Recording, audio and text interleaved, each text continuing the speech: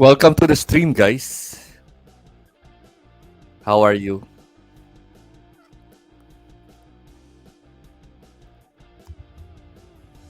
Tonight, we have a special guest from the US.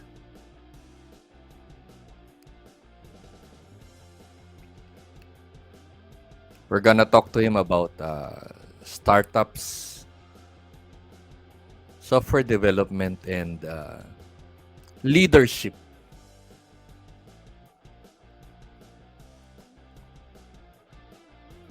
So our guest for tonight is Keith. No, I met him like I don't know, 15 years ago.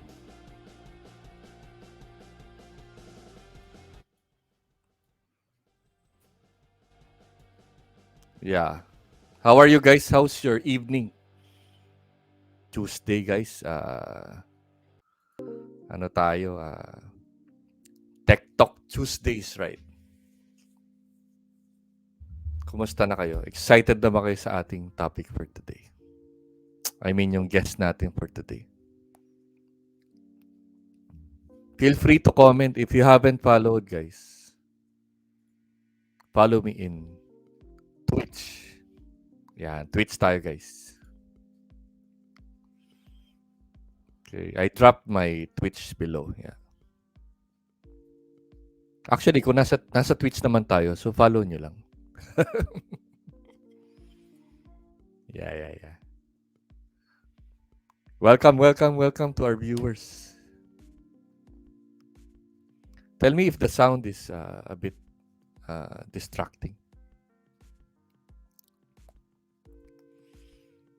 Antay lang tayo a bit, guys. No? Siguro 2 minutes, 3 minutes, right, before we start.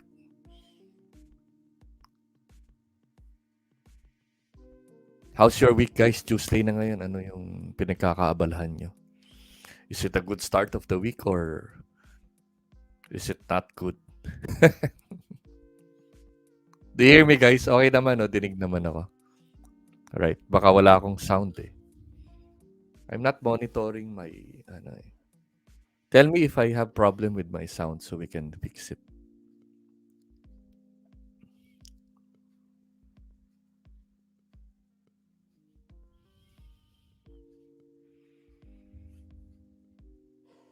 If you haven't followed me in YouTube, guys, follow nyo ako sa YouTube. youtube.com.bitocodes. Dito kasi sa Twitch, no, pag matagal na yung video, right, there's no more, wala na siyang, tawag dito, dinidelete niya yung video. So you can follow me in YouTube, right? Alright.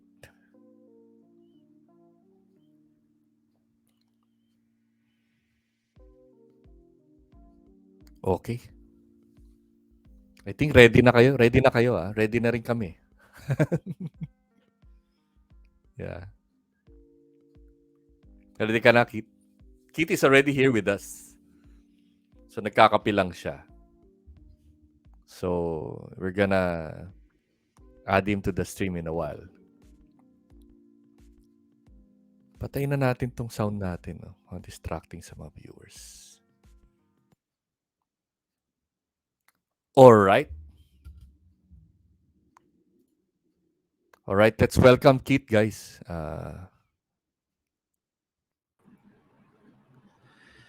Hey, Keith. Melvin, How are good you? morning. Good I'm morning, doing good. good morning. Do you hear Keith, guys? Nadidinig niya ba siya? Let's see if the viewers are able to hear you. Yeah. Yeah, welcome Keith, no? Good morning. It's 5 a.m. in the US, right? So I think it's I am really grateful that you know, you were able to join us today, no? Kahit masyado maaga, right? Yeah, I know So, the schedule. yeah. The schedule was pretty weird. I think we said like we're gonna try to do like 6 a.m. But di kaya. It's Yeah, you like have school something also days. at home, right?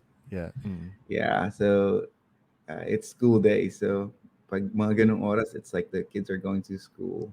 We gotta prepare. Yeah, So 5 understand. a.m. Yeah. 5 a.m. is the best time. So, but yes, I'm glad to be here, and I'm Mm. thankful to be chatting with you today. It's been a long time, man. It's been a long time.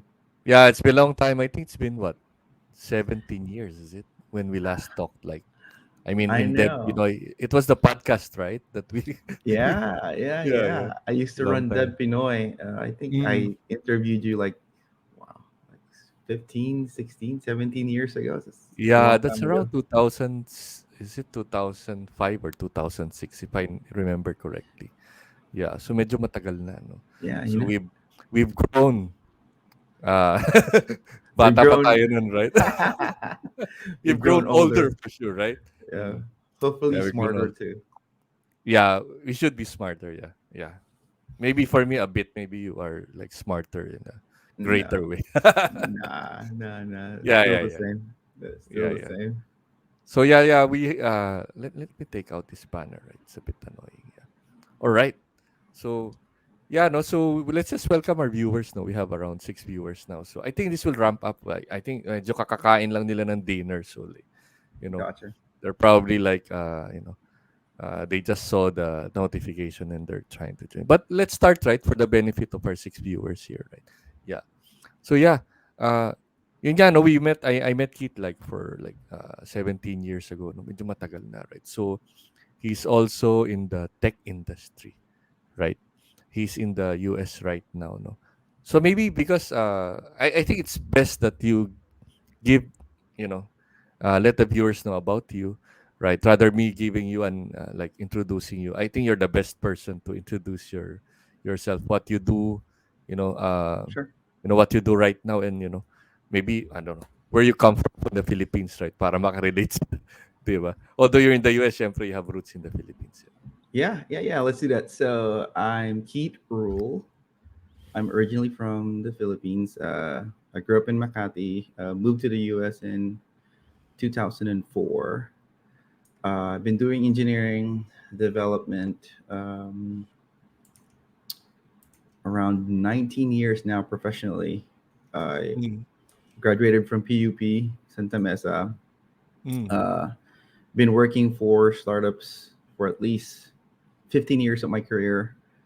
mm, Been doing fractional CTO, advising startups at least the last 7 years. mhm, mm. So yeah, that's what I've been doing, and that's who I am. So in your career, right? Except from startups, right? Were you able to work with big companies as well, or because it's not Yeah, your entire career, right? You mentioned that it's like yeah. by So, the end. uh, well, I work for mid-sized to Uh, larger companies, right? So I've worked mm, for Intel, but mm. during my time at Intel, I worked for a startup inside of Intel called Intel GE Care Innovation. So Oh, so it's still a startup, right? still a startup. I've worked for a company that has like 200 people, so mid-sized. Mm, mhm, Um, but mostly, I really enjoy working for smaller organizations that's mm, trying to go big, that's trying to mm, be somebody in the field, that's trying to make waves in the industry. That's what I really like working with, uh, because I think there's more growth there. mm, There's more opportunities and there's more action. I get bored easily when things mm, don't mm. happen quickly. Yeah, I think that's unique. That's unique to startups, right? Because if you're a big company already, right, uh, the movement, right, in terms of development, right, is slower because of like the governance and the policies of these enterprises, right? Yeah, So for me, I also have, my career also mostly startups. I work with, big companies also, and I'm sure you will appreciate if you're working a startup and you appreciate the speed, right? The agility, right? That yeah. what how you can deliver in like in small companies or startups, right? Yeah, but there's big companies that move fast. There's big companies that have a startup culture. It's just that it's not as prevalent as most companies, right? When Mm, you're small, when you don't have a lot, when the resources are too little, mm, you tend to work faster. You tend to make decisions quicker. mm, You mm, tend to do, things. You tend to do things one step at a time because you're trying to battle things out every day. Every decision is different every morning, right? mm. And I think that's much more exciting. Yeah, yeah, it is. It is. I'm working for a startup now called Oh My Home, so where the agility is still there. We're a bit growing, but I think it's still there. We still deliver faster than compared to when I was in the enterprise, right? So yeah, before we start with this serious startup thing, right? So I'm curious, right? Uh, you said you've been in tech for so long, right? But at some point, right? Uh, you when's the first time you like used a computer, right? Like when did you start being curious about tech, right? Even if you're like, I don't know, if you're just playing games or what, right? So for you, what is that experience for you? Yeah, so I didn't like computers growing up. My uncle gave Mm. us a Commodore 64, but I didn't really Oh. use it. Uh, Mm, it just wasn't interesting. mm, Um, when I went to high school, there was a computer class, and I think that's the mm. first time that I touched a computer, but I still didn't like it. Okay. Uh, no, I didn't really like computers. I had a stigma against computers Mm, mm, growing up, uh, because the teacher that caught me mm. fighting someone that caused me to get kicked out from high school was a computer teacher. All right. All right. Yeah, so I got kicked out when I was 13 from a private uh, school. uh, So I uh, didn't like computers. mhm. Um, it wasn't the computer's teacher's fault, uh, but I was just like, that dude just caused me to get kicked out. Moved to public school, Mm. um, but it's also computers that rescued me because Mhm.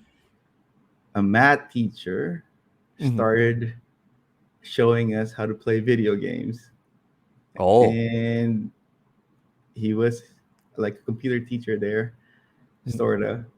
I ended up hanging out with him because he was like a neighbor. Uh-huh. Uh-huh. Uh, and me and my friends back in high school, we just were always in the math lab, just playing video games, and that's really it. I Mm. didn't really want to do computers in college. Oh. My best friend um, told me that we should do computer science Mm. in college. I didn't want to. I didn't have a plan. I just want to Mm. go to college, do what my parents want me to do. Yeah, that's at least you didn't do at least it was computers, right? So I think you Yeah, probably yeah, yeah. like late 90s, right? Everybody's like, hey, do computer science, right? I didn't want to do it. My parents weren't really expecting me to do anything in Uh, college. uh, uh, yeah. I went to college with my best friend. He said, we need to go to computer engineering. I said, Mm. nope, I don't want to do that. Line's too long. The line was literally really, Yeah, yeah, yeah. really long. So Yeah. I didn't want to go there. I told him I'm just gonna go be a teacher, but he said go to IT. Line is Mhm. shorter. Uh-huh. So we went there, and I ended up having IT as my course in college. So So that's your pretty course much it. was it computer science in PUP? BSIT, BSIT. BSIT. All right. So it's kind of like a Yeah, general IT thing, right? Yeah. Interesting, right? I have friends in who studied in PUP also, right? So they say that your tuition fee is like how much, right? So it's so cheap that you I can't know. even like feel it, right? No, Yeah. my first tuition fee was like 550 pesos. Wow. I know. So it's like probably for the 4.5 years that I was in college, my parents in tuition fees have paid $150. Mhm, mhm. 4 years. That's 4 years. Wow. I think that's one semester in the University of the Philippines. it. Yeah, It just sounds cheap, but it in the University of Philippines, it's around I think around I mean at current rate it's around $100 per semester, yeah, right? I mean during my time, right? I don't know now. Maybe it's more expensive. I don't yeah. know. I Yeah. think the PUP still does the same thing. I think it's still 12 pesos per unit, but I don't know. Wow. But yeah, back in the day, it's like 12 pesos per unit, and it's 550 pesos per semester. That's how much I was paying. It's probably cheaper for other courses, but it was like Mm-mm, 550. mm-mm, mm-mm. Yeah, yeah. All right. So how did you end up overseas, Keith? Right. So did you, you know, uh, when did you move to the US? Yeah, so I moved into the US in 2004. Mm. It's basically my uncle petitioning my dad, and my Mm. dad bringing us together at the same time. So that's how I ended up in the US. How old were you when you went to the US? Were you already like, is it after college already? Or It's after college. oh, all right. Yeah, it was after college. Mm. It was my dad, me, and my sister first. So yeah, and then my All right. mom and my two other sisters followed like 6 months later. Oh, okay, okay. For me, it's different. It's like I went here to find a job, and Jared, right? He was the one who referred me to that Y- company, and yeah, Yeah, basically it, right? So I'm really I think I'm the first generation. I'm like your dad, maybe. I don't know. Maybe it's different because your dad probably was petitioned, right? So me, I kind of like started working here, and yeah, until now I'm not a resident, so unfortunately. yeah. Yeah. So yeah, no, we have viewers, Keith, right? I'm talking to some people who are like interested in starting an IT career, right? Uh when did you start your career? Was it in the US, or were you still able to work in the Philippines? Uh, Yeah. So I started working. Well, so let's step back. So when I was in college, uh, I did my OJT, my internship in the university, building computer systems for like the computerization initiative of PUP. Mm. Um, After that, when I graduated, I ended up working for Cliff ALS SQL Solutions for like eight Oh, months. Yeah, oh, wow. I worked with Cliff for some projects when I was doing my mobile thing. yeah. Yeah. So worked for him for like 8 months. I think that was like the company, the time in Mm. my life that set me up for my career. Mm. Uh, because working for a custom software development company, you end Uh, up working for different companies at the same time. I think uh, in 8 months that I was there, I mm. wrote code Mm-hmm. for AstraZeneca. I Uh-huh. wrote code for uh, Philippine Savings Bank. Mm-hmm. I Yes. wrote code for Globe Telecoms. Mm-hmm. Uh, in all of that in 8 months. It was Wow. crazy. Yeah, it was Mm. crazy. It's like one day you're deployed to one client, another day you're deployed to another client. Remember back in the day, like those SMS Mm. Mm. promos from Globe, where Yeah, yeah, they would yeah. text I was you, able you to do, reply. yeah. Yeah. Yeah, that's one of our projects back at SQL Solutions. So yeah, I spent Uh, 8 months in there, and then uh, moved to the US. So mm. I did have like at least a year and a half. No, actually 2 years working in the Philippines before uh, Moving to the moving US. to the US. Yeah. Yeah. Yeah, so yeah, that was a good experience, right? You were able to work in a startup, not really. Is it considered a startup, the SQL Solutions, or it's like a consulting company? Oh, It's a consulting company. Yeah, it's okay. a consulting company. They consult for businesses that's trying to digitize their Mm, workflows. all right. All right. Cool. Yeah. So during your like, so after SQL Solutions, right? You know, where did you work after, right? Is it like you kind of like got a job already in the US, or was it like you needed to like explore first, a few months before you got a tech job in the US? Because the landscape is different, right, compared to Yeah, Philippines. yeah. So it's totally different. So before I got to the US, I already started applying for jobs, Mm-hmm. uh, just because I wanted to start early, right? I know Mm-hmm. people were like telling me, "Oh, you take some time, Mm-hmm. go on vacation, enjoy the US, go Mm-hmm. do stuff." Mm-hmm. Uh, but I wanted to start early, so before I even got to the US, I started applying. Um, so the first week that I got here, I already have an interview lined up. Mm-hmm. Uh, didn't pass. Uh, it was crazy hard Mm-hmm. because one thing that you're gonna learn is that the English that we use and Mm-hmm. how we speak English in the Philippines is completely different from when you speak Mm-hmm. English Mm-hmm. with somebody from the US, like a foreigner. Like uh, usually they speak faster, so Uh-huh. you need to listen Mm-hmm. more. And on top of that, when you speak with someone, if they have, how do I say this? If they if they're not from the U.S., let's say they come from Europe, Mm-hmm. the English is different as well. So my first Yes. interview was somebody from like Denmark, Oh, all right. All right. and I couldn't understand him clearly. So Did he understand you also?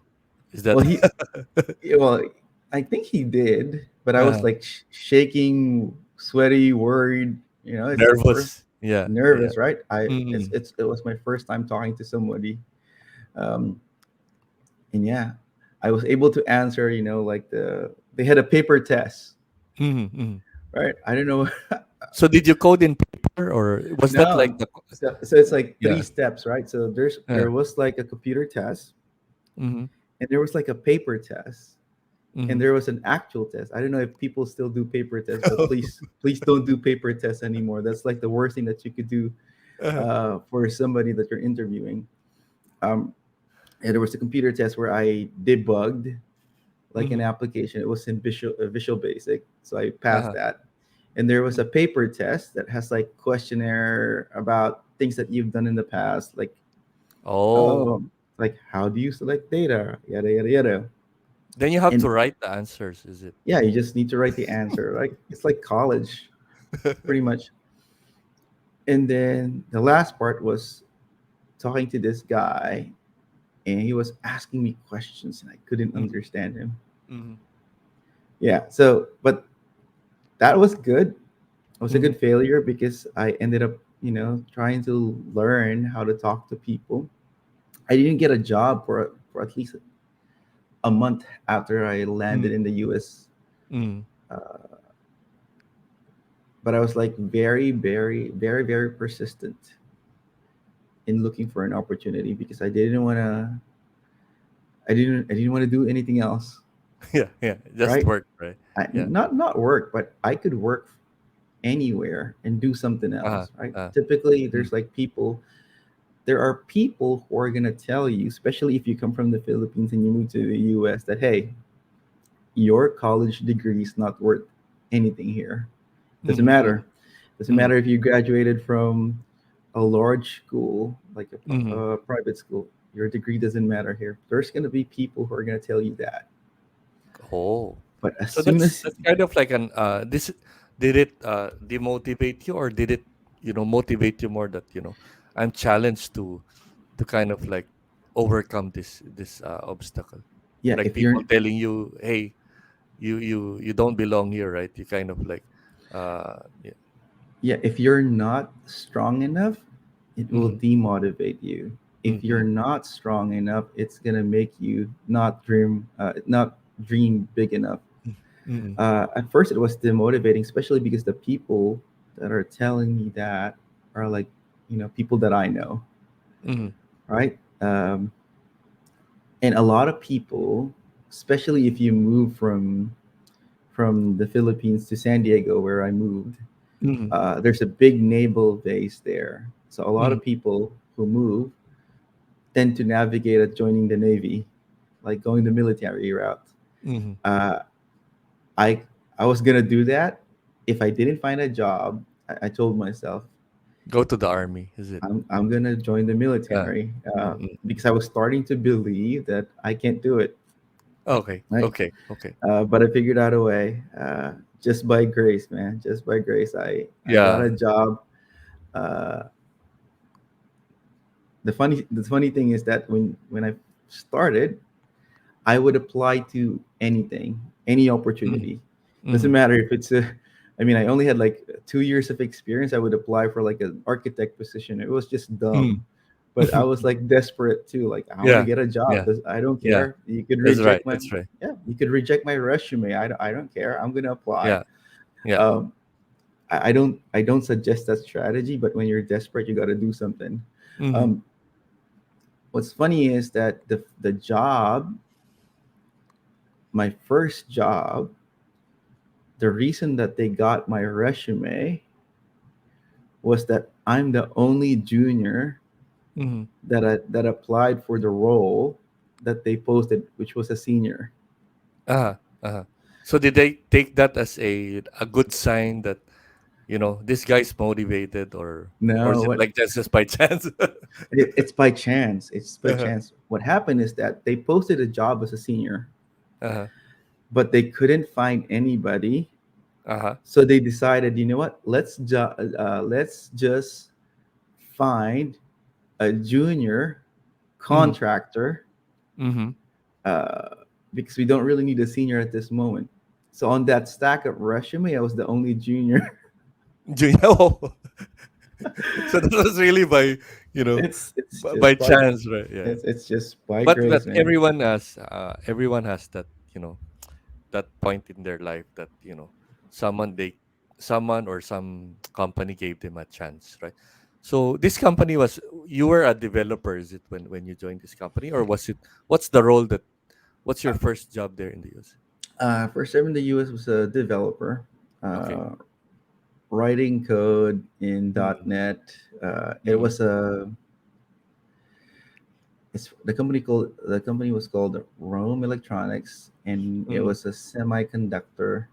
mm, They were like building microchips for cars. I think Xbox was one of the clients that they mm, had as well. mm, But it's a company from Japan that has a mm, presence in the U.S. HQ was in San Diego. So yeah, I was a developer at that time. mm. All right.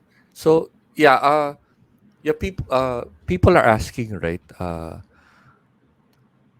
Do you, you know, a lot of people I talk to, right? Like even in gaming, right?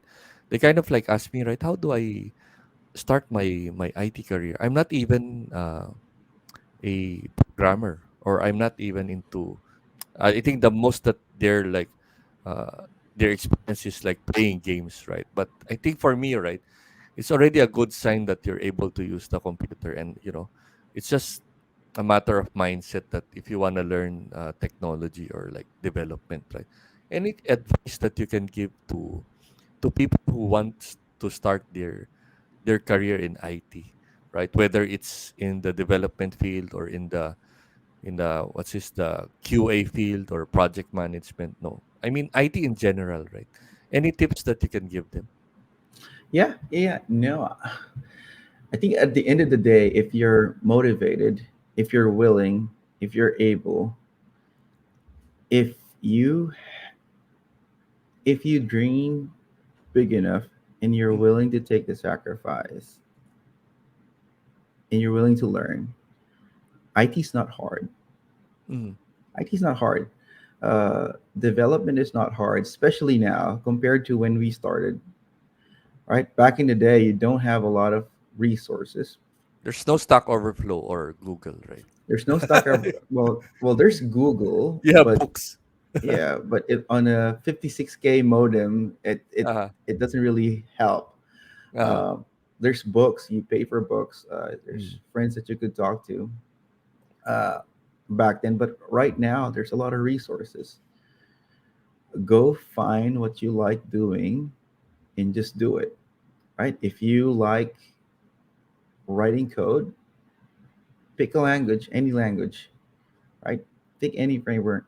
Um, uh, just go start doing it. If you want to do QA, there's resources for that. mm, mm. If you want to do cybersecurity, there's a YouTube video for that, Yeah, right? There, I if think you there's a want to do YouTube the video for everything now. yeah, like there's a YouTube video for everything now. Like Yeah. I was trying to fix my my sink like a Uh-huh. few months ago, and the first thing Uh-huh. that I did was pull up my phone to do a lookup on how to fix your sink. That's it. But Yeah, yeah, yeah, it's the same thing with IT, yeah. right? There's always a resource for something. So Mm, if you want to start an IT career, just pick something, mm, pick pick what you're passionate about. Even if it's graphic design, there's always something in mm, there. And just writing code. Start writing code. mm. Start building something. Yeah. If you are not coming from uh, like a specific degree, right? Like a Mm, computer science or IT degree, and you're just trying to transition to tech, that's the biggest thing that you could do.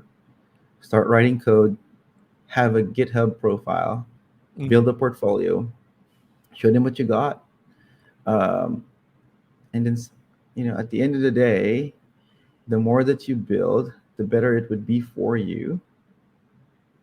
Because you're gonna get smarter. Don't do it for the job. Do it for yourself. Yeah, that's right. That's right. That's right.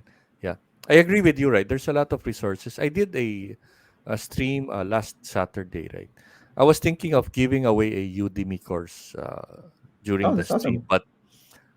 but the thing is, right, I was like, what course do you give these guys, right?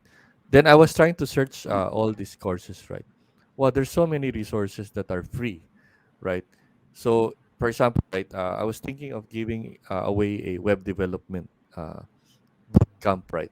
But I saw that there's like three or four different like popular boot camps in Udemy, right? So and the challenge is right, you have to finish this course to kind of like be able to be proficient at least, right? I mean beginner level proficiency, right? So yeah, so maybe we do that later, but there's you check out my YouTube, there's a previous stream, or my Twitch. I did some list of resources that you could actually do use, right, to learn IT, right? Yeah. There's a question here, Keith, right? Since we're in Sure. the Ask Me Anything, right? Uh, Welcome Victrus and Ctox to the stream. So yeah, so Victrus has a question, right? How about sa other people na may IT background pero sa ibang industry nag-work kasi they badly needed a job to provide, Yeah. right? So I Yeah. think this is something that you also touched a bit when you were talking about I needed a job. I wanted to start in IT, right? Like, Yeah. Yeah. Yeah. No, that's definitely true, especially in the Philippines, right? I know friends from college that did that. That the first job that they had was not in tech. mm-hmm, So my advice for you is that, I mean, at the end of the day, you need to provide for your family. Do mm-hmm, that first, right? Sometimes you gotta scrape in order to survive, and that's okay. mm-hmm, But that should be a motivation. Don't set that as a limiter. A lot of times people stop looking for tech jobs as soon as they see that cash come in. mm-hmm, mm-hmm. Um, Especially because, like, call centers pay a lot of money. I Yeah. remember my first job, I was making 13,000 pesos, and then the call Mm. centers are like paying people 26, 30K. It's like, wow. Wow. I I know. should work in a call center before. So like No, but my, seriously, my there's first job was in the government, and I was paid I think 6,000 pesos before taxes. yeah, yeah, yeah. Yeah. So I was making 13. Uh, I know friends from college that were making uh, like 20 plus, mm, just working for call centers. But going back to your question, uh, you know, go provide for your family first, because that's the first thing that you need to do. mm, You go find something that would pay the bills, mm, but eventually you got to find a way to use your skills. So let me repeat that. Go find something first that would pay the bills. Use that time to learn and do things, right? To upskill yourself mm. so that you would have an opportunity to show your skills.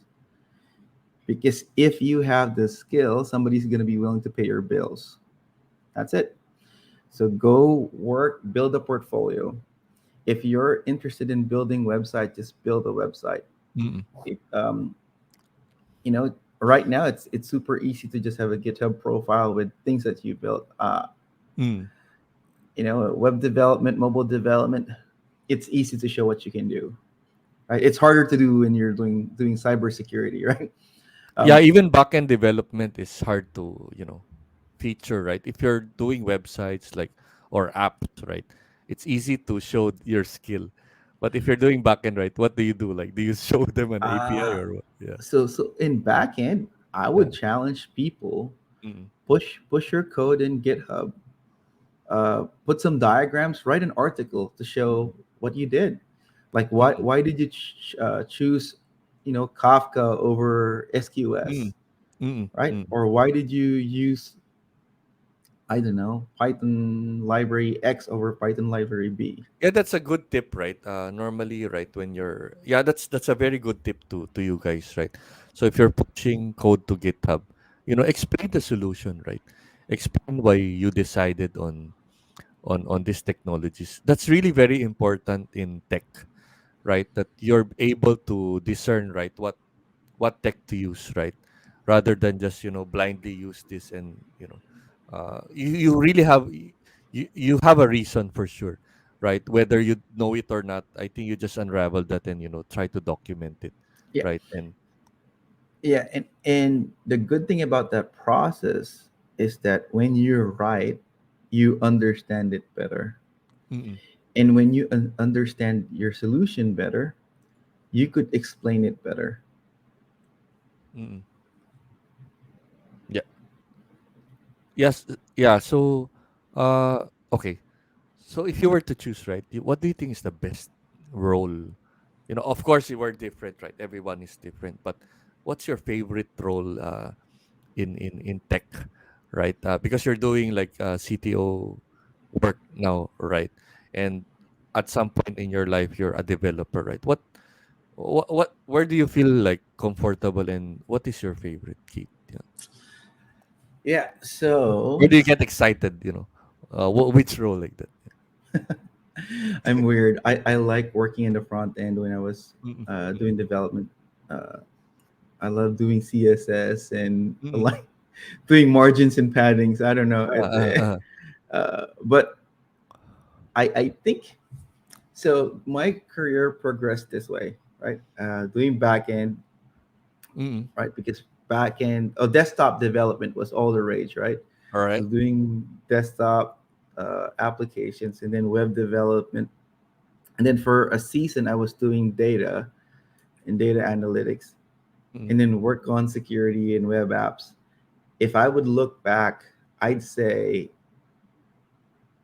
cybersecurity is one of the most fun things that you could do. Uh, So how do you start with cybersecurity, Keith? Right. So like, do you do a project in what you're saying, right? How do you start with That's very interesting domain, right? And I think it's a niche, right? Not everyone is into cybersecurity, right? yeah, And I think there's like a demand for that right now. I think you just need to be naturally curious. Uh, you see an application, try to figure out how to find holes around it, right? There's a login mechanism. How can I break this login mechanism? Uh, People see that as the as the Mm, first step, but there's more steps to that. Like, how do you harden a server? How do you harden an API? mm, Understanding what encryption mechanisms to use. So for me, really, it's just being curious. Go start with being curious first. mm, Cybersecurity is harder to prove, but a lot of people, what they do mm. is they just, write stuff to talk about what's interesting in a solution or in a Right. problem. Uh, One of the things that I did, how I got into it, is I just volunteered my time, Mhm, right? Doing testing.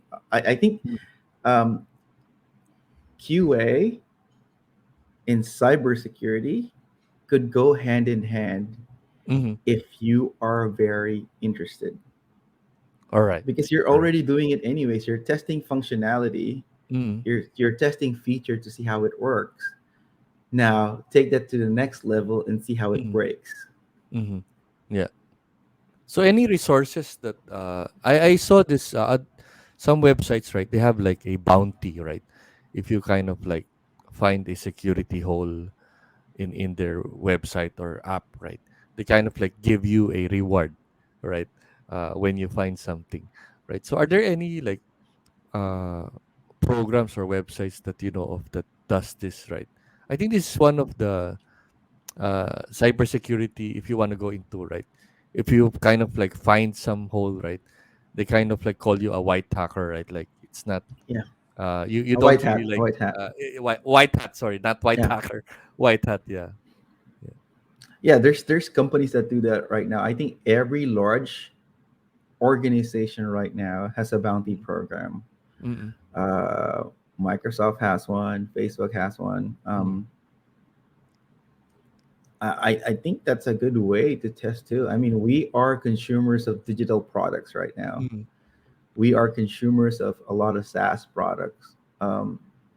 If you want to get into security and pen testing and doing whatever around cybersecurity, that's the best way to do it. Mm-mm. If you see a website that looks interesting, go Mm-mm. see if there's something that you could break and figure out. Um, and oftentimes they're just honeypots, right? Mm-mm. Things that are like open for you, but really being monitored anyways. Mm. But yeah, just go start testing. Yeah, so guys, this is a good tip from Kate, right? So try to look into cybersecurity. It's not an easy domain, but I think it's a very interesting domain if you wanna tinker with stuff and finding. I think it's very rewarding to be into cybersecurity because once you find a, let's say, a security issue, right, and you're able to fix, I think it is very rewarding. Yeah, No, and you can uh, start and you can mhm, start in that career without writing any code. mhm, mhm, That's a good thing about it because there's mhm. tools, All right. right, that you could download and Mm. start using to analyze applications. Oh, Right. okay. So there's Yeah. no, you don't even need to write code. Mm, It's one of those careers that you could start without writing any code. mm. Just to pick your interest into to tech, right? Yeah, Yeah. yeah, but just be careful with what you download, though. you might you might be the target of Yeah, the yeah, cybersecurity. yeah. No, because well, the good thing is that there's more prevalent resources of software that you could Uh, use. uh, But back in the day, when I was in college, I was a script kiddie, right? You just mm. download any software tool, Yeah, right? that's right. That's right. Yeah, yeah. Mm. And you So I just have I'm working with a programmer now. He does this thing also, right?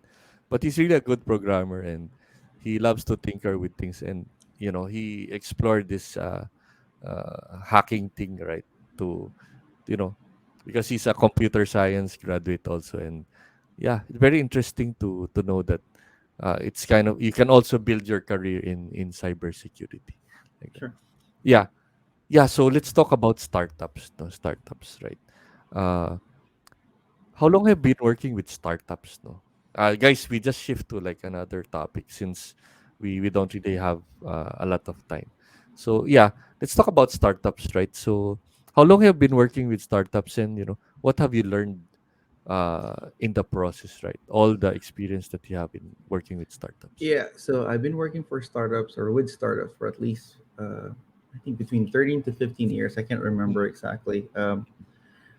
Uh, but yeah, the one thing that I learned about startups is that if you don't build fast, Mm-hmm. your competitors will outbuild you. Mm-hmm. Right? If you're not focused on solving a problem Mm-hmm. and you're trying to build solutions for too many problems, you're gonna lose because you're not good at anything. Mm-hmm.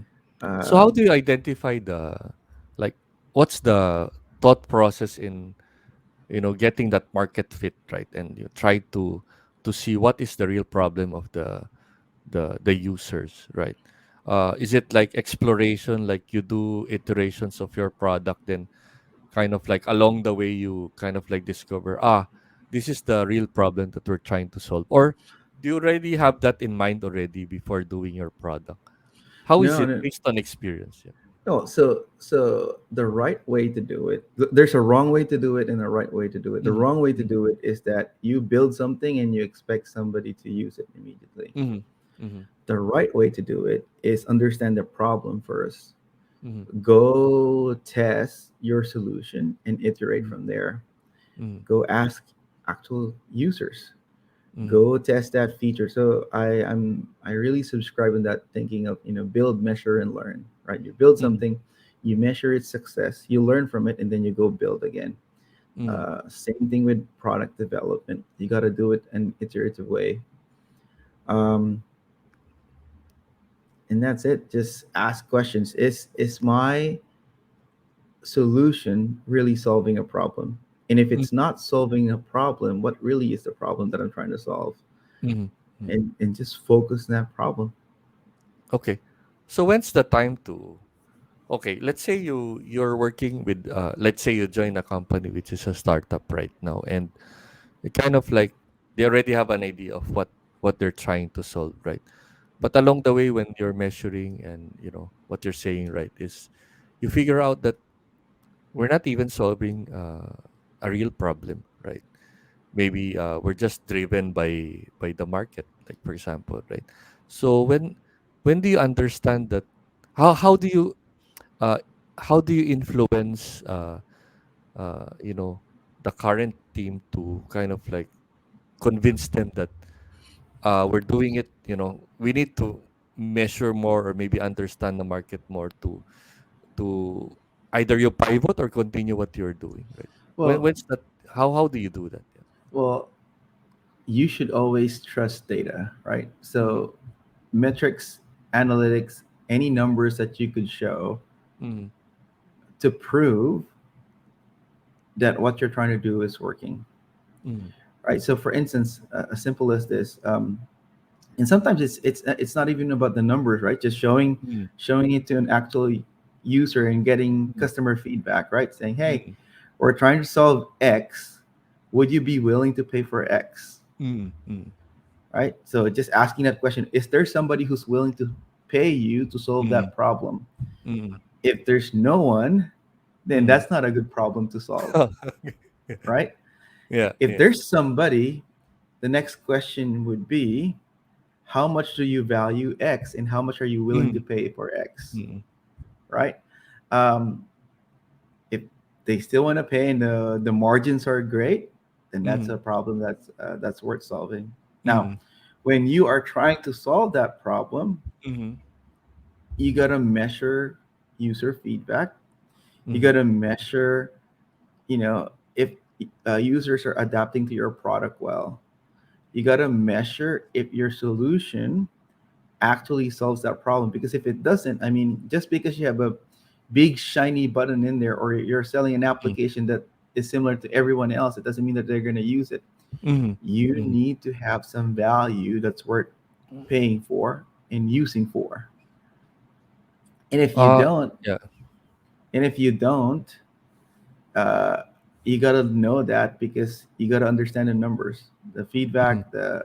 I mean, if you're doing it for so long and there's no user adaptation, mm, it's either you don't have good marketing, mm, right? Or you have a market that's so saturated that so many people are competing in it that it's not worth the investment, or you just have a very bad product.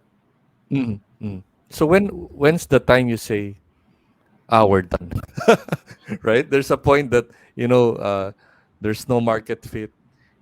We've done everything we did, like we measured everything, we did our best, right? So how long is that, like based on experience, if you have like startups that you work with, that like how long did they kind of like try to figure out, right, that if Yeah. we're gonna sell or not? Yeah. If you are lucky enough, before you Mm. write the first piece of code, you already know that it's not worth it, right? That's That not you need worth to it. pivot. Yeah, Yep. that's good. Yeah. If you've started writing code, I think a lot of user feedback, a lot of understanding, a lot of user research, Mm, going into it, you mm, already know that it's not worth it, right? So as soon as you mm, start showing it to customers and then they're not liking it, mm. maybe they don't like a portion of the solution, or maybe Yeah. it's just one of the flows. Um, so yeah, it really depends, Mm, Melvin, because some people are very very stubborn, right? mm. They Or would have a lot of money, right? or have a lot of money. So that's the problem, and Yeah. that's a bad combination too. Somebody who's Yeah. very very stubborn or has a lot of money, but Uh-huh. you got to remember too, it's some people who are just super persistent Yeah. end up winning too. So there's like That's right. That's right. Yeah. So you not a have hundred. to. Yeah. It's It's not not a like hundred you're percent. persistent. Yeah. That you Yeah, yeah, fail, yeah. right? So it's like, yeah. Yeah. Sometimes it's just that the market's not ready for you, Mm-mm. right? Yeah. This is interesting, Keith. Right. I work with a startup. Maybe around 2001. Right. We've been developing this. You to the.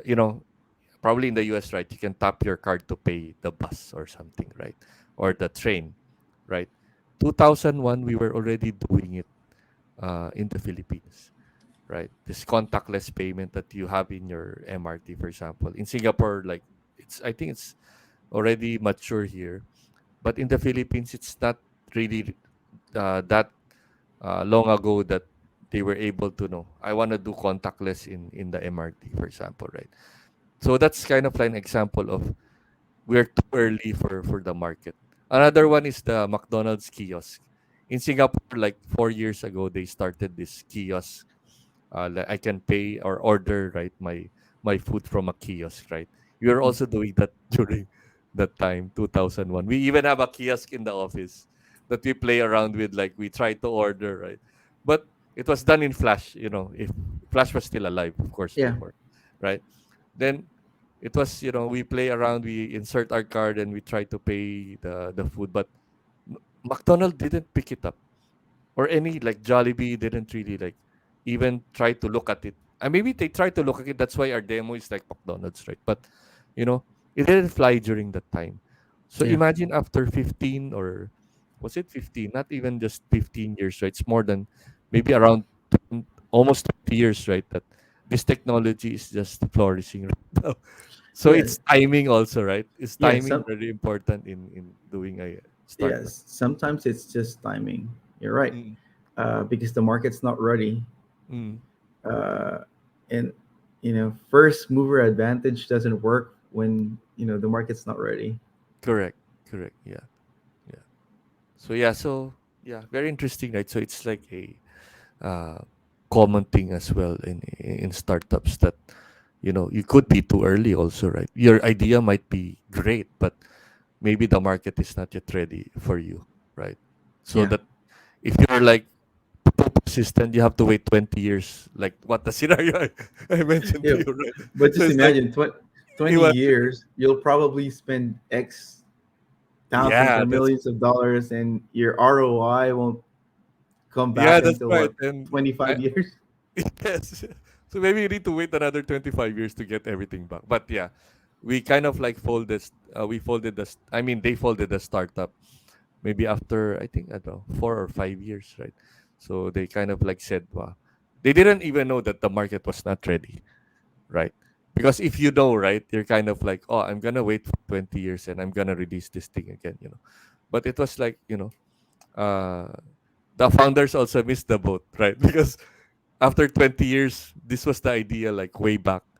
And, imagine you could just get everyone back, right? Like all these guys that you were working with before. But yeah, of course, 20 years is a long time, and, things already, a lot of Things things already already progressed. happened. Yep. Yeah. Yeah. Yeah. So in startups, right? Most startups, right? When you say startups, right, mostly are tech startups, right?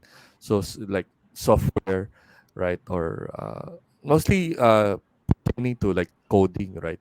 So what are the challenges you think are bugging the software industry now, like the startups, right? In terms of, is it process, or is it tools, is it like tech fragmentation, there's too many front end technologies, or there's too many things to learn, right? Too many things to set up or configure, right?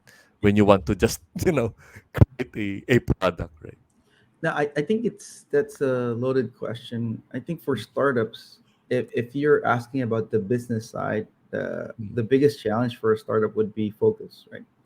mm, Uh, n- you know, not having enough customer obsession mm, and not having enough intimate intimacy with the problem, right? mm, Trying to solve that. I think on the technical side, most software teams struggle with either building too much mm, or building too little, or adding too much or adding too little, right? yeah.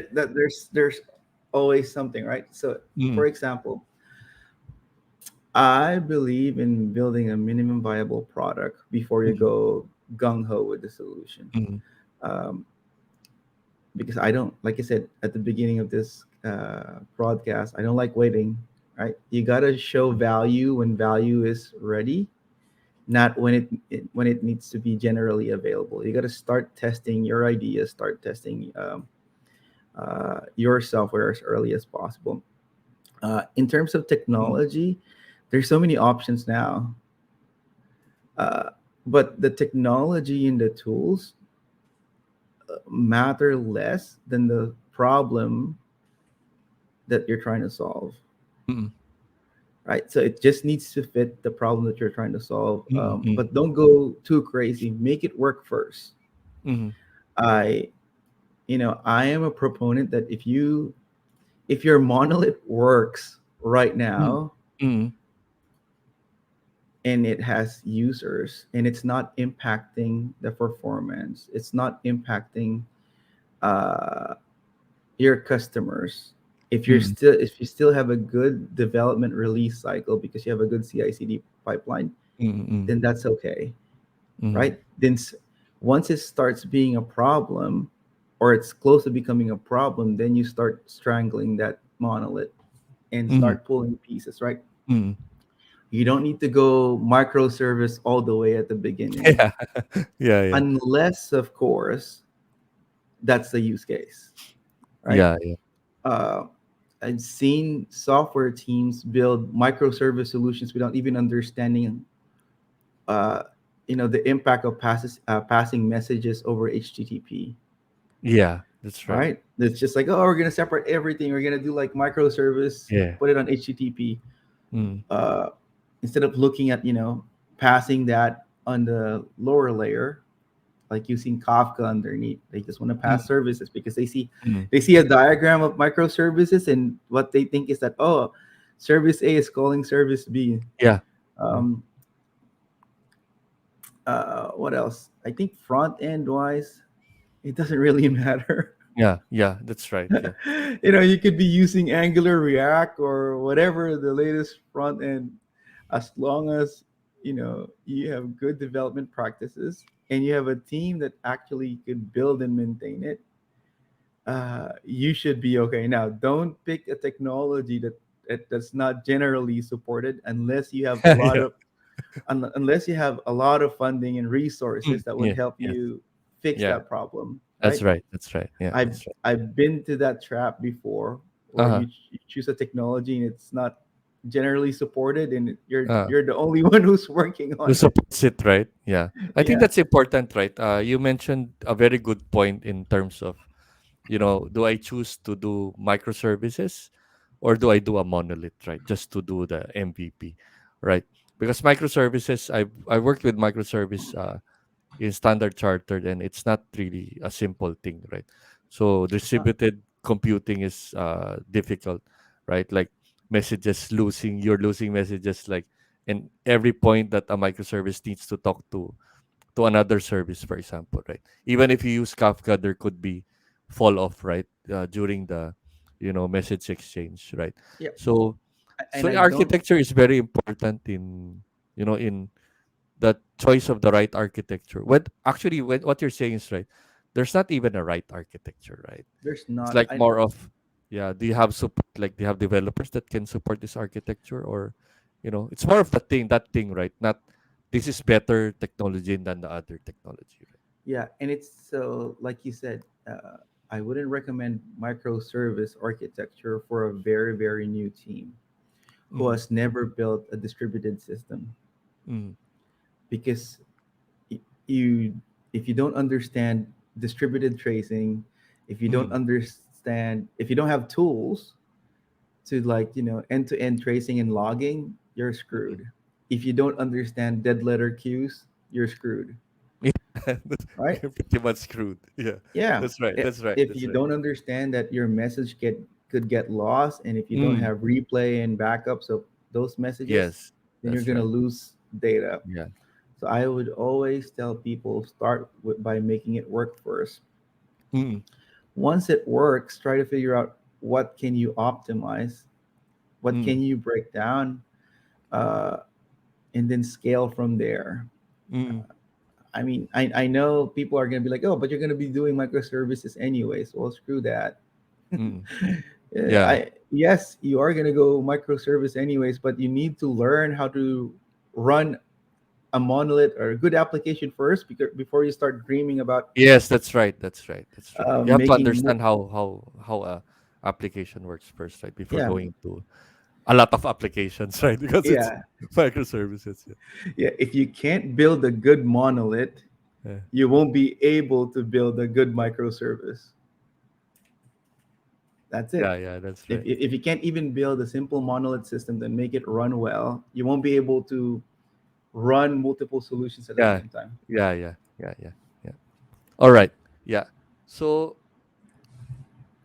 yeah. No. So you've been a leader for some time now, right? Like you're senior to you have a senior role right now, right? Uh, what do you think in IT, right? Because is leadership different in tech compared to other other industries, right? Uh, Is there some qualities that you need to be uh, as a leader, right? In tech compared to, like, for example, you're in HR, for example. Yeah.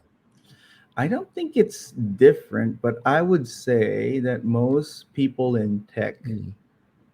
like leaders that give them autonomy Mm-hmm. because we are natural solvers, right? Mm-hmm. At least a lot of us. There's still people in tech who just want to be told what to do, Oh, right? is it?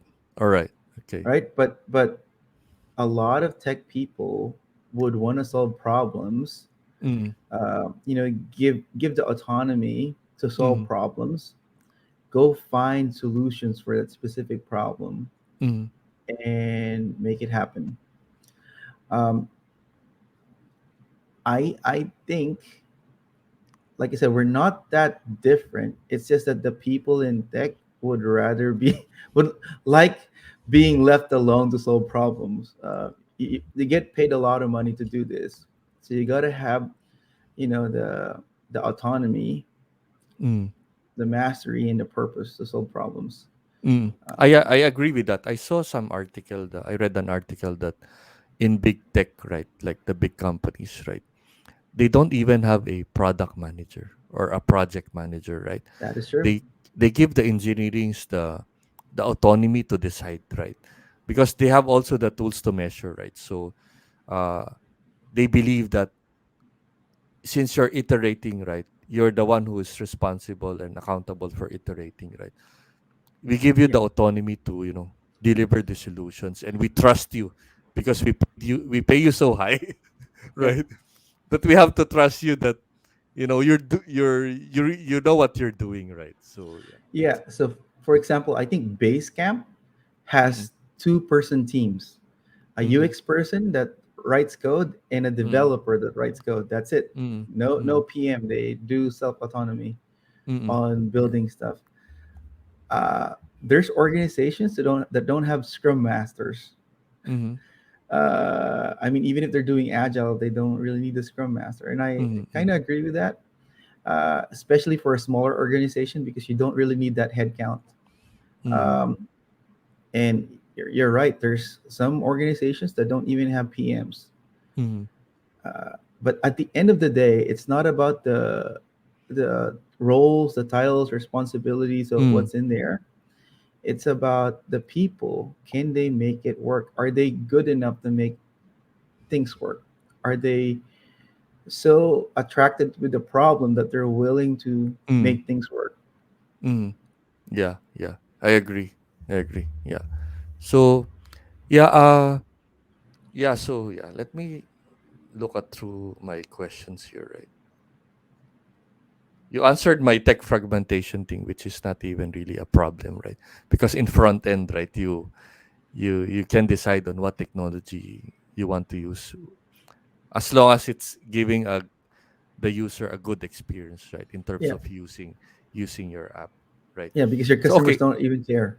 Your yeah, customers don't even care if you're using React, Angular, or the latest and greatest technology. What they care about is, does this software solve my problem? Does this software yeah, make my life easier? They don't correct, even care if you're using microservice or not. All they care about is, is your application working great for me? The only people that care about those things are us developers. yeah, that's right, yeah. Okay, this is a before COVID, right? We were like going to work every day in the office, right? Yeah, then everyone used to like collaborating physically, right? Going to office, right? Then after, when the pandemic struck, right? There was COVID, right, everywhere, right? So then this kind of like triggered, you know, everyone should actually work at home. We have no choice, right? Because it's like a pandemic, right? Then after that, right, there was this feeling that, since like in Singapore we already come back to office, right? uh but there's this feeling that is left to the to the employees, right? That I can work at home, right? I can do remote work, right? Uh, and there's a lot of opportunities right now for remote work, right? What do you think of remote work? Uh, is it, you know advisable for startups, or is it like you do hybrid, or is like everyone going to work is still the best option right now? In terms of your experience there in the US. How is it there in the US right now? Yeah, it here. There's people who go to the office. Like I Mm, go to the office once a week, mm, with my current role. Prior to that, I was 100% remote. mm, mm, Before COVID, I go to the office every day, and then when mm, COVID started, I was like remote fully. mm, I've seen both ways. mm, I've actually seen, you know, on-site, fully remote, and hybrid. I think remote work is here to stay, mm, mm, especially with how companies are using the global talent. mm, mm. Uh, because there's talent everywhere. You can have them in the office at the same time, and you hire the best talent possible, regardless of the location. Yeah. Uh, I think that there's still value in seeing people in the office. Mm, Like I enjoy it, but it's not for everyone, mm. right? One of the things that people realize is that some people don't really care about the office, Yeah. right? Some people would prefer fully remote. Mm, Some people prefer being in the office 100%. Uh, Regardless, go choose what works for you, right? Go work yeah. for a company that matches what you want to do and the value that you have, right? The values that you have. That's it. Yeah, that's right. So I'm working with around six developers right now. So my challenge before, right, we're doing Golang, right, in the back end, right. So it's kind of like there's really less Golang developers now. The supply is not there yet, right. So I tried to hire for so long, right, for a few months, right, that you know because we wanted someone in Singapore, or either Singapore or the Philippines, right. We want to hire someone who would actually go to the office, for example, right. The thing that solved my problem was asking my bosses, right? Why don't we try to get someone remotely? So Yeah. it opened up the what's this the opportunities to those that are actually not physically in this country or in the Philippines, right? Yeah. So I was able to hire like from three devs, right? We were three devs back then. We were able to hire like four additional devs that are actually remote. We have Indonesia. We have someone in the Philippines who is actually doing remote also, even if we have an office there, right? So it's like an arrangement with him, right? Then we also have a someone from Nepal, right? So, you know, time zone wise, I think it's okay, right? We don't really have like very disparate time zones, right? It's like 2 hours or 3 hours difference, right? Max, right? So I think remote work will actually help companies also to Yeah. get good talent, right? So you're not limited to like only those that are like in California. I know California is like not a good example, but you get the timing right. You can get someone from India, for example, right, or Vietnam, right, or the Philippines, right. Get someone to work with a project in the US, for example, right. Yeah. Well, before the pandemic, there's already that in the US, right? Mm, Where people are hiring uh, developers in Eastern Europe. Like I've been mm, hiring developers in the Philippines, mm, in India before the mm, pandemic. mm. What changed in the US is that now there's a bigger push to hire people from Latin America. Um, Oh. like, for example, in iRate right now, Mm, um, I have a developer that's in Portugal. mm, mm. I'm trying to hire developers right now in Latin America and in the All right. Philippines. I think we can plug your your opening, right? Yeah, yeah, yeah, yeah. So Yeah. yeah, if you're interested, I'm looking for devs right now, Mm, I'm looking for a mobile developer, some Mm. front end developers, QAs. We have Mm. a lot of roles. I didn't talk about iRate, but iRate is a communication platforms for employees. Um, think of it as we capture. Can you drop Uh, in the website? I can show it to them for a yeah, while so they can actually it's iRate here. Let me type that here. Yeah, so it's iRate Business. So I'm currently the VP of Engineering of iRate. Mm. We do it's think of it as like a customer communication platform and reputation management. Basically, we are integrated with businesses, POS systems. We have their information before a bad review goes out, Mm. or when a bad review goes out, we're able to capture that and give ways for businesses to reach out to those customers. Mm. Mm. Um, this year alone, we've our platform has been used by 21 million users already. Uh-huh. Uh-huh. Um, Around 2.3 million average users Wow. month. Mm. Uh, and yeah, I'm hiring. Yeah. So if you're in the Philippines and looking for a new gig, new Mm. opportunity, looking for React, Node developers, senior engineers. All right.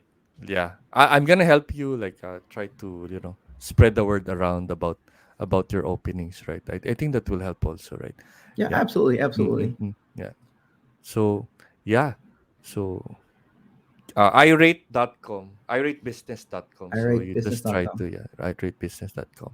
Yeah. Yeah, we're a startup, but like I said, we Mm. already have millions of users using our platform. Mm.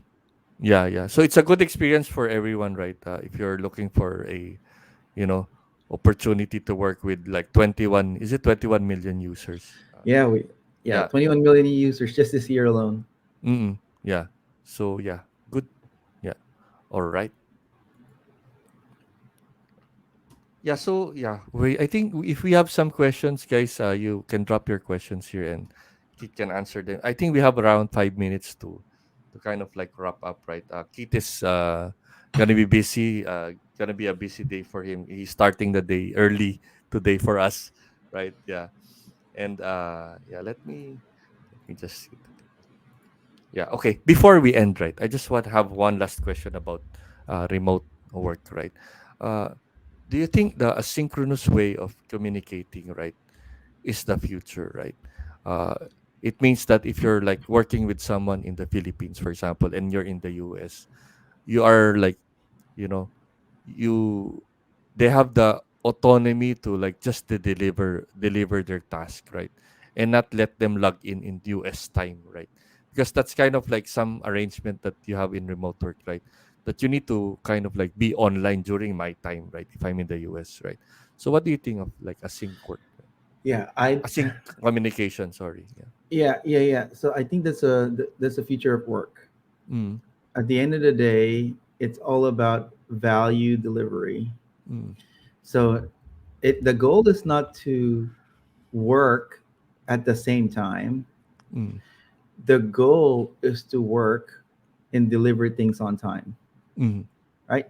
So it doesn't matter where you are, as long as you have a central place to put things where people could get tasks and communicate, that should be good enough. I Mm. don't want to require people to work on the time zone, especially us. Mm. For example, and I don't want them to work on the same time zone as us, Mm. because that would impact, especially if they're in the Philippines, that would impact their lives.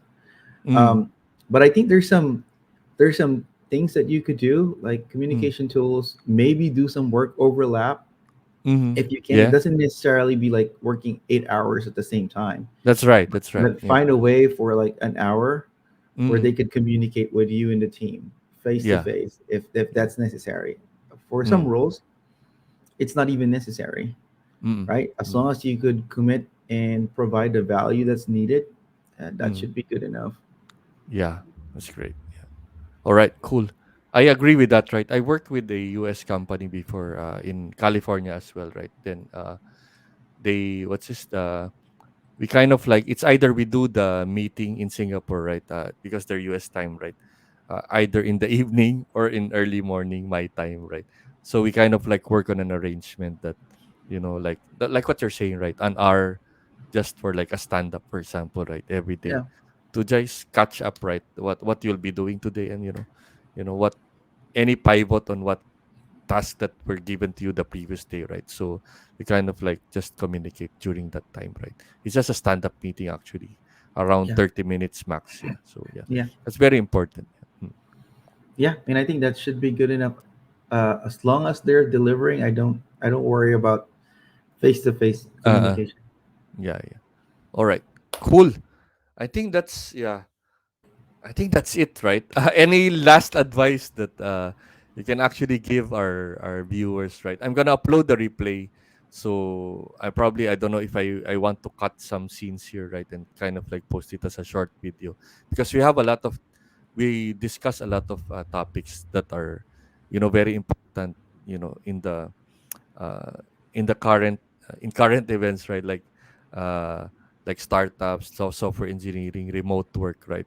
So it would be interesting to kind of like give some tidbits of this information, right, in a short video or something, right? So yeah, maybe Kit, can you give like a last message to everyone, uh, like even those that are just starting their career, and those are already into startups, right, and working with startups, right? Yeah, any advice that you can, or any tips that you can give them?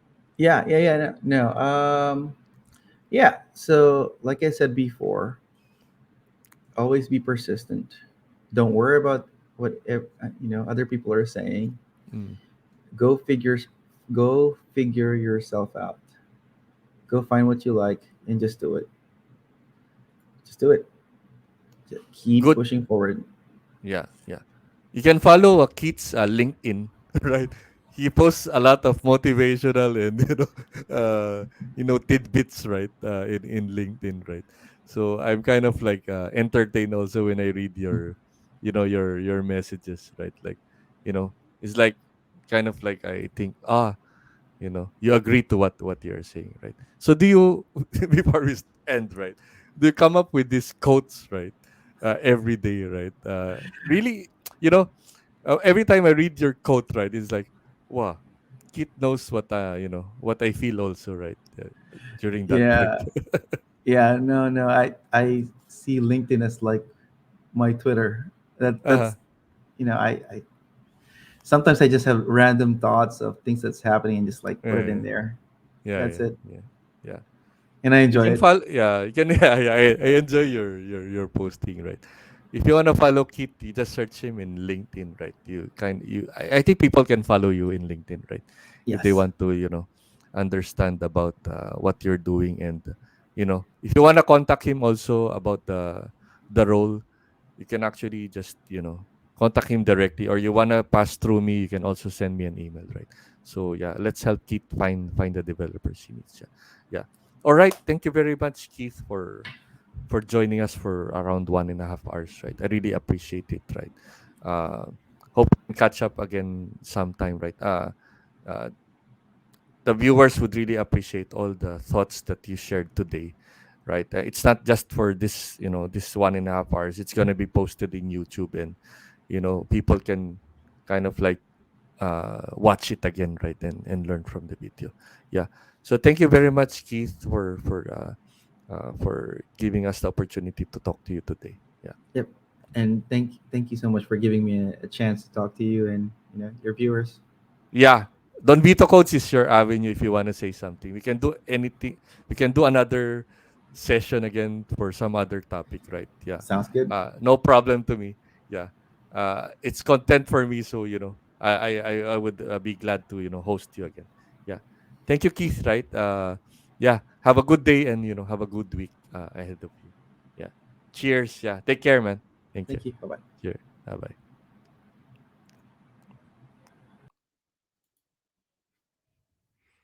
Alright, guys. Dinig natin si Kit, no? Okay ba yung ating mga pinag-usapan? No? Nandiyan pa ba kayo? Tulog na yata kayo, guys. Eh. Are you still there? Comment naman kayo. Para nahiya kayo kanina. Eh. Yeah, yeah. So yeah, thank you for joining the stream today, no? Update ko lang kayo, no? I've already talked to some guys also to discuss, yung I've talked to some friend who works as a DevOps engineer. So she's in Spain right now. So she also agreed to talk about what she's doing, how she started her career and how is she doing now, and how can she inspire you, right? If you're a female in tech, right? Kasi very unique yung female sa tech, 'di ba? So, konti lang yung female sa tech. So, I think it will inspire you that she's a successful DevOps engineer, right? Senior DevOps engineer working in Singapore. I think they're migrating to Spain uh, right now. They're kind of like thinking. Pero yun nga, i-guess natin sila later on, right? Then I've also spoken to some uh, startup founders, right, na nagre-remote work ngayon. So parang mas deep dive dun sa discuss natin with Keith, no? Uh, Siguro mas maraming deeper insights, no? Ano ba yung remote work, right? And how we can actually do it, right? Make a successful company out of people who are working remotely, no? Yun. And of course, right, I will stream on weekends also. Hindi lang consistent. It's not consistent during the weekend because it's either I am free on Saturday or I am free on Sunday, right? But I will try my best to stream on a weekend, right? Maybe we can do some coding of our website, right? I'm thinking na gawin ko yung website during the stream, no? Let's use like different, new technologies to learn. Tapos inisip ko rin na mag-bootcamp, no? Mag-bootcamp tayo, no? Na like I will code on stream, no, tapos you can actually join me. We try out some coding na magke-create tayo ng website for example or an app, right, for example, right? So gawin natin yung ganun, right? So I know it's a bit late na 9:30 na, pero I thank everyone for joining today, no, during our episode with Kate. I'll try to invite more guests, right, to the stream. I will try to stream more frequently also. Medyo mahirap lang mag-organize, right? I need to talk to I need to teka lang, sorry. So na so kailangan ko lang ng time mag-organize, right? Ay kailangan ko kausapin yung how do you call it, magge-guest, right? Tapos I have to prepare some yung guide, yung outline, no? So I kind of like need time for that. Yeah. Pero I appreciate you staying in the stream, right, and commenting, guys, no. So let's see. Like if you have any interesting topics, you can email me at donbitocodes@gmail.com, no. Uh, I will be glad to reply to you, right, and use probably that idea, right, to stream, no. If you haven't followed me, you follow me in twitch.tv/donbitocodes. Meron din tayong YouTube, no. youtube.com/donbitocodes, no. Lahat ng replay, no, lahat ng episodes natin, we're gonna upload in YouTube, right? So ngayon sa Twitch lang ako nag-stream kasi baka bumagal yung stream. Kasi pag multiple uh, channels, right? So, pero later on, maybe try natin. Kasi last time nagdalag yata ako dun sa stream. So, I'm thinking na baka pag nag-stream ako ng multi-stream, right? Uh, maapektuhan yung video again. Yun. So, maraming salamat, guys. I think it's 9:30, no? Let's play a bit of music para at least medyo chill-chill lang tayo pagtapos, right? If you have any questions, just still drop me an email na. So, drop me a comment here. Pwede pa natin sagutin.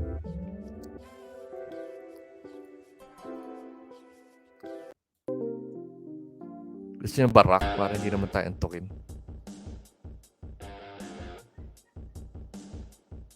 Yun, maraming salamat guys for attending my stream. Malaking bagay na nandiyan kayo to support.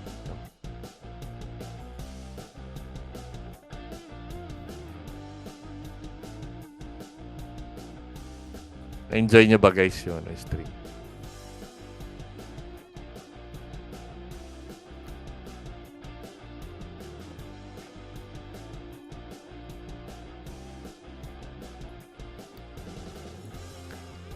I'll try to stream every other Tuesday.